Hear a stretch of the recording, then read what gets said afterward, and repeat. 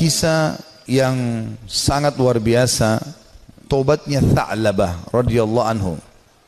Sahabat Nabi yang mulia ini masih muda dan keimanan sudah tertanam dalam hatinya. Zaman dulu orang tidak punya kamar mandi dalam rumah, maka orang kalau mau pergi ke WC ataupun mau mandi, maka biasanya orang pergi ke padang pasir. Satu waktu Tha'labah radhiyallahu anhu ini keluar, kemudian dia ke padang pasir, lewat, bukan sengaja, lewat. Rupanya dia melewati sebuah tempat mandi tapi untuk seorang wanita Ansar, wanita dari Madinah. Dan wanita ini terkenal punya kecantikan dan kulitnya putih bersih. Dan ini bukan terlihat, telanjang bulat semuanya, tidak. Zaman dulu tempat mandinya laki-laki sama perempuan untuk membedakannya, kalau laki-laki itu dibuat pelapa kurmanya sampai ke daerah kepala sehingga bagian kepala terlihat dan orang tahu di dalam itu ada orang. Ini di padang pasir. Dibuat kayak WC-WC umum gitu ya, tapi masing-masing punya. Kalau perempuan tertutup semuanya. Tetapi karena terbuat dindingnya dari pelapa kurma, mirip dengan pelapa-pelapa kelapa kita sekarang ya, ada serat-serat, ada lubang celah di antaranya, maka dia sempat lihat sepintas perempuan tersebut. Dan itu mengganggu hati dia. Begitu melihat langsung terganggu hatinya. Padahal dia tidak niat untuk sengaja mengintip orang mandi. Maka dia merasa tulang-tulangnya gemetar, kesemutan, otot-ototnya merasa kesakitan dan lemas. Lalu kemudian dia segera naik ke atas sebuah bukit yang sangat tinggi di Madinah. 40 hari dia nggak pernah turun. Di atas gunung tersebut bertaubat kepada Allah Subhanahu wa taala. Salat di sana, dia makan minum di sana, pokoknya tidak mau pulang ke rumahnya. Nabi SAW memiliki tradisi, seringkali beliau kalau habis sholat melihat sahabat-sahabatnya. Tapi karena Tha'labah ini bukan orang yang sering ada di depan, maka Nabi SAW tidak melihat dia. Jibril alaihissalam datang setelah 40 hari dari masa perbuatan Tha'labah ini radhiyallahu anhu, mengatakan, hai Muhammad, Allah memerintahkan kau untuk memanggil Tha'labah yang sedang berada di atas gunung karena dia merasa bersalah dengan dosanya. Maka Nabi SAW mengutus beberapa sahabat mencari Tha'labah, ditemuilah, lalu dibawa. Begitu masuk ke dalam masjid, dia keringat dingin, wajahnya memerah, kehitam-hitaman, ketakutan sekali. Kata Nabi SAW, ada apa dengan engkau hai Tha'labah? Dia mengatakan, ya Rasulullah, saya telah melakukan maksiat yang besar sekali. Kata Nabi SAW, rahmatnya Allah lebih luas. Kemudian waktu itu diiqamahkan sholat. Maka sholat Nabi SAW bersama para sahabat, Tha'labah pun ada. Sementara sholat Nabi SAW membaca ayat tentang neraka. Maka Tha'labah pun pingsan dalam sholatnya. Pingsan. Setelah itu habis sholat para sahabat menyampaikan, Nabi SAW datang membangunkan. Setelah bangun kata Nabi SAW, ada apa dengan kau hai Tha'labah? Ya Rasulullah, saya melakukan dosa yang sangat besar bagi saya. Selama 40 hari saya merasa terus dihantui dengan ketakutan atau diselimuti dengan ketakutan ini. Merasa luar biasa. Masalah saya melihat wanita tidak sengaja yang lagi mandi. Maka dia pun berkata, Nabi SAW mengatakan, rahmat Allah luas, mohon ampunlah. Dia mengatakan, ya Rasulullah, tapi hati saya masih betul-betul terganggu dengan ini. Maka Nabi SAW setelah mengatakan rahmat Allah luas, pulanglah semua sahabat ke rumah, sampai beritakan Nabi SAW kalau Tha'labah sakit di rumahnya. Maka Nabi SAW datang ke rumahnya, kemudian ingin meletakkan kepala Tha'labah di atas paha Nabi SAW. Tha'labah terus berusaha menjauh radhiyallahu anhu. Kata Nabi SAW, kenapa kau jauhkan kepalamu dariku? Dia mengatakan, ya Rasulullah, kepalaku penuh dengan dosa. Ini bayangkan sosok seorang sahabat yang hanya sekedar melihat tidak sengaja wanita yang sedang mandi, itu pun cuma di celah-celah pelapa-pelapa kurma itu. Maka Nabi SAW mengatakan, rahmat Allah luas. Apa yang kau rasakan hai Tha'labah? Kata Nabi SAW. Kata Tha'labah, ya Rasulullah, semenjak saya lakukan perbuatan tersebut, hatiku rasanya seperti sedang direngut, seperti ditekan dengan sesuatu. Tulang-tulangku dan otot-ototku seperti kesemutan semuanya. Aku merasa ketakutan yang luar biasa. Apa harapanmu? Kata Nabi SAW. Dia bilang, harapanku agar Allah memaafkan semua dosa-dosaku. Bukan cuma itu saja, aku mohon supaya Allah maafkan semua kesalahanku. Maka Nabi SAW mendapat wahyu dari Jibril AS. Jibril mengatakan, sampaikan kepada Tha'labah, hai Muhammad, kalau Allah sudah memaafkan bukan cuma itu tapi semua dosanya. Maka Nabi SAW mengatakan, hai Tha'labah, terimalah berita gembira, karena sungguhnya Tuhanmu Allah telah memaafkanmu, dan ini Jibril datang menyampaikan wahyu itu. Maka Tha'labah pun bergembira, senyum, kemudian dia bertakbir lalu meninggal dunia.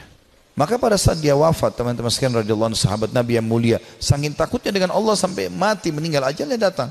Waktu itu Nabi SAW mengatakan, urus jenazahnya segera, kita kuburkan, dimandikan segala macam, disolati. Habis sholat lagi mau diantar ke kuburan, Nabi SAW jalan sambil sedikit beliau jinjitkan kakinya. Kata para sahabat, ya Rasulullah, kenapa anda lakukan itu? Kata Nabi SAW, saya merasa malu dengan para malaikat dan saya tidak bisa menghitung jumlah mereka yang sedang datang melayat jenazahnya Tha'labah radhiyallahu anhu. Sahabat Nabi yang mulia memberikan pelajaran kepada kita bagaimana mereka bertaubat kepada Allah Subhanahu wa ta'ala. Ada juga kisah yang lain dan kisah ini mirip, seorang tukang jagal hewan, suka menyembelih hewan, dengan juga ada pernah kisah seorang tukang fitnah. Dua-duanya mirip kisahnya, tapi saya satukan saja. Ini disebutkan oleh para ulama tentang kisah taubatnya orang-orang terdahulu. Dua-duanya ini, tapi di waktu yang berbeda, di tempat yang berbeda, pernah melihat seorang wanita dan dia tertarik dengan wanita tersebut. Hampir setiap hari dia melemparkan godaannya kepada wanita ini. Selalu melemparkan kata-kata rayuan, tatapan mata, apalah, berikan hadiah segala macam. Sampai membuat wanita ini tertarik. Tapi wanita ini orang beriman kepada Allah, tidak mau sama sekali, tidak tergoda. Diajak jalan sama-sama tidak mau, diajak ngobrol tidak mau. Satu waktu dia melihat wanita itu sedang jalan jauh, dan jalan jauh ini pergi ke satu tempat yang kelihatannya tidak banyak orang. Maka kedua laki-laki ini di dua kisah yang berbeda, tempat yang berbeda, tapi kasusnya sama, jalan mengikuti perempuan tersebut. Begitu tiba di tempat yang sangat jauh, dia pun langsung menghadang wanita tersebut, mengatakan, saya jauh-jauh mengikuti kamu karena saya sangat menyukaimu. Maka kenapa kau sia-siakan waktu yang berdua ini? Kenapa nggak bersama-sama sekarang? Enak kalau kita mungkin pacaran sekarang, jauh dari orang. Kalau kau takut selama ini dengan orang, sekarang jauh dari orang. Maka wanita tersebut tiba-tiba mengatakan, kalau kau memang mencintaiku, maka kau harus tahu sebenarnya aku lebih mencintaimu. Aku pun sebenarnya suka dengan kamu, tetapi rasa takutku kepada Allah mengalahkan itu semua. Aku tidak ingin justru karena cinta ini kemudian kita terjerumus dalam kemaksiatan dan Allah hukum kita. Maka dengan kalimat itu saja laki-laki ini tersentuh. Lalu dia mengatakan, subhanallah, yang telah memberikan peringatan kepadaku melalui lisanmu. Kau takut kepada Allah dan aku tidak takut kepada Allah. Lalu laki-laki tersebut meninggalkan si perempuan tadi, dan semenjak itu dia bertobat kepada Allah Subhanahu wa ta'ala, tidak mau lagi mengenal kecuali yang halal dari mereka. Seorang salafus saleh yang lain yang luar biasa, dia karena takutnya dengan fitnah wanita, maka dia mengatakan, ya Allah, hilangkan syahwatku dari seluruh wanita yang tidak halal bagiku.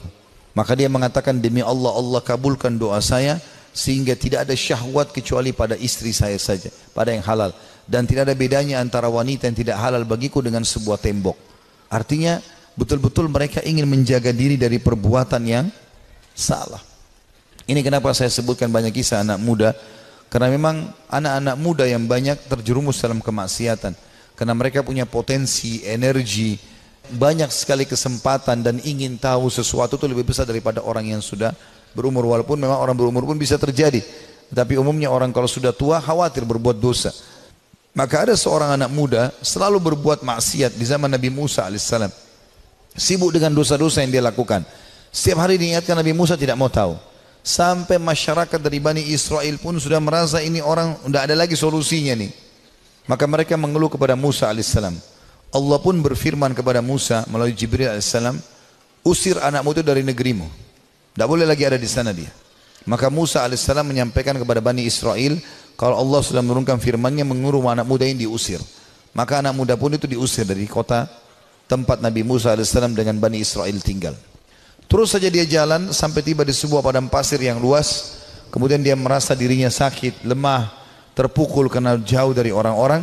Maka dia pun lalu berkata, ya Allah, aku tahu aku telah berbuat dosa, tapi rahmat-Mu jauh lebih luas. Aku bertobat dan beristighfar kepadamu dari seluruh dosaku, ya Allah, maka maafkanlah aku. Terus dia ucapkan permohonan maafnya kepada Allah sampai 3 hari berturut-turut. Setelah itu dia meninggal dunia, si anak muda ini. Setelah dia meninggal dunia sendirian di padang pasir itu dengan kondisi menyesali kesalahannya, maka Musa pun alaihissalam didatangi oleh Jibril. Jibril mengatakan, hai Musa, Tuhanmu Allah memberikan perintah kepadamu agar engkau keluar ke padang pasir Ini dan itu disebutkan cirinya. Di sana ada satu wali Allah